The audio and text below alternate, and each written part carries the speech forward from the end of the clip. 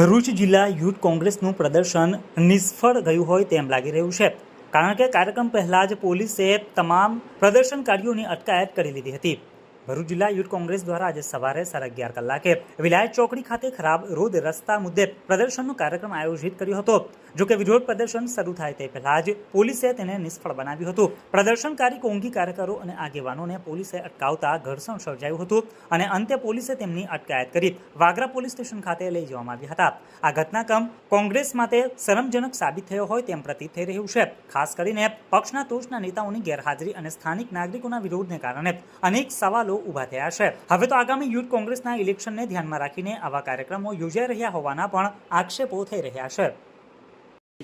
આજે ભરૂચ જિલ્લાના વાગરા તાલુકાના વિલાયત ગામમાં જે દેરોલથી વિલાયત સુધીનો બિસ્માર્ક માર્ગને લઈને ભરૂચ જિલ્લા યુવક કોંગ્રેસ દ્વારા આજે કાર્યક્રમ આજે આપવામાં આવેલો। અગાઉ 8 દિવસ પહેલે માર્ગ અને મકાન વિભાગની કચેરી ઉપર અમે હલ્લાબોલ કરીને તાળાબંધી કરવા ગયા હતા, ત્યારે ત્યાંના કાર્યપાલક ઇજનેર ડેપ્યુટી એન્જિનિયરે અમને બાંહેધરી આપેલી દિન 7ની અંદર આ બધા જ માર્ગની મરામત કરવામાં આવશે। જે નેત્રંગ વાલિયા અંકલેશ્વર હોય, આમોદ જંબુસર હોય, એ બધા જ રસ્તાઓની 7 દિવસ પછી આજે 8 ને 9મા દિવસે મજબૂરન અમારા લોકોએ રસ્તા પર આવવું પડેલું।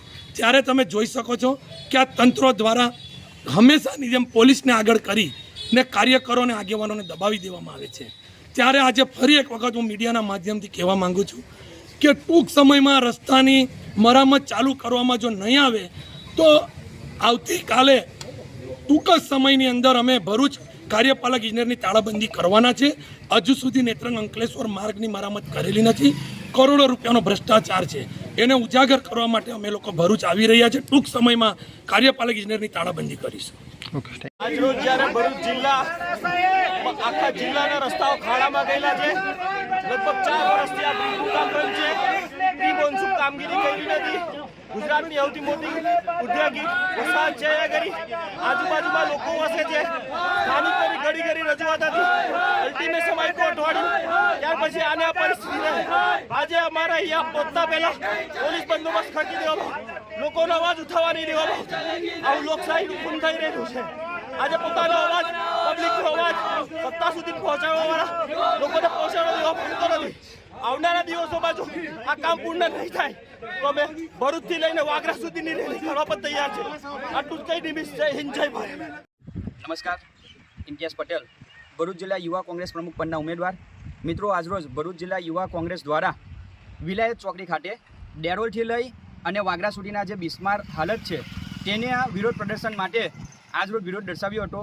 જો કે એ બાબતથી હું તેમનો આભાર વ્યક્ત કરું છું કે ભરૂચ જિલ્લા કોંગ્રેસ હવે સભાન અવસ્થામાં આવી છે અને પ્રજાને પડતી જે હાલાકી છે તેના માટે થોડાક અંશે તેમના દ્વારા પ્રયાસ કરવામાં આવી રહ્યો છે। પરંતુ એ બાબતે મીડિયા મિત્રો દ્વારા હું માહિતગાર પ્રજાને કરવા માગીશ કે 2022 અને 7મા મહિનામાં અમારા દ્વારા જ્યારે આ રોડની અત્યંત બિસ્માર હાલત હતી, 14 વર્ષથી આ રોડનું રિનોવેશન ના થયું હતું, તે સમયે કાયદાકીય લડત લડી અને જો જરૂરિયાત પડીએ જે તે સમયે રોડ ઉપર ઉતરીને ભૂખ હડતાલ જેવા પ્રયાસો અમારા દ્વારા કરવામાં આવ્યા હતા। ત્યારબાદ જરૂરી જણાયું તો ઉચ્ચ કક્ષાના અધિકારીઓ સુધી કાયદાકીય લડત લડવા માટે અમારા દ્વારા પ્રયાસો કર્યા છે। તે સમયે આ યુવા કોંગ્રેસ ક્યાં હતું? તે સમયે પણ અમારા દ્વારા આ કોંગ્રેસ અને અન્ય રાજકીય પક્ષને આમંત્રણ આપવામાં આવ્યું હતું। તેમ છતાં તે સમયે તેવા આગેવાનોની ઝાંખી તમે સોશિયલ મીડિયા અને મીડિયાના મિત્રોએ મારા સાથે નિહાળેલી છે।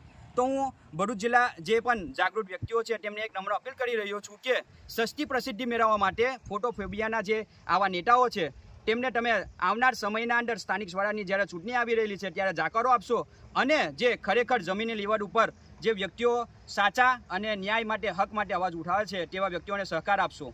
હું એટલું જ કહેવા માગીશ ટૂંકના અંદર કે જે તે સમયે તમને જો જરૂરિયાત જણાય છે, જ્યારે આ રોડની કામગીરી સંપૂર્ણપણે થઈ ગયેલી છે, 2 દિવસ પહેલાં હું જ્યારે પ્રજાને આહવાન કરું છું કે આ રોડની કામગીરી આવનાર 15-20 દિવસમાં આરસીસી રોડ તરીકે શરૂ થઈ જશે, તો પછી 2 દિવસ પછી ભરૂચ જિલ્લા યુવા કોંગ્રેસ પ્રમુખ પદ અને અન્ય એમના સાથી મિત્રો કયા કારણોસર આ બાબતનો વિરોધ દર્શાવી રહ્યા છે એ સમજાતું નથી।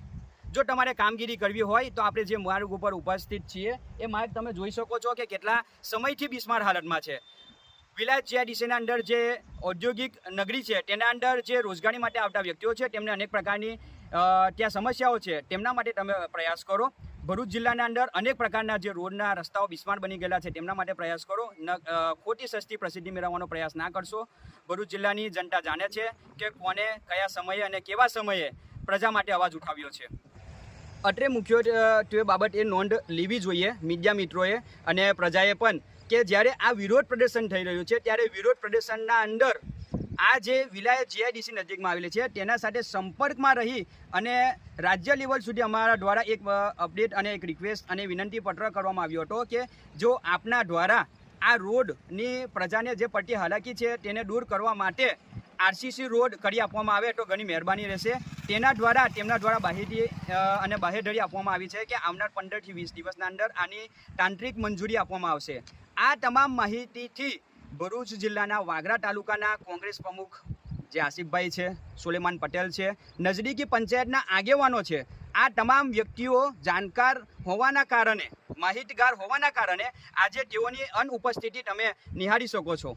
તો ભરૂચ જિલ્લા યુવા કોંગ્રેસ આજે અહીંયા આવી અને સસ્તી પ્રસિદ્ધિ જે મેળવી રહી છે એ કયા કારણોસર મેળવી રહી છે એ પ્રજા જાણે છે કે આવનાર 2 મહિનામાં સ્થાનિક સ્વરાજની ચૂંટણી પ્રારંભ થઈ રહ્યો છે અને સસ્તી અને લોક પ્રસિદ્ધિ મેળવવા માટે તેમના દ્વારા તે હવત્યા થઈ રહેલા છે. તેમને પ્રજા આવનાર દિવસોમાં જાકારો આપશે એવી પ્રજાને વિનંતી છે.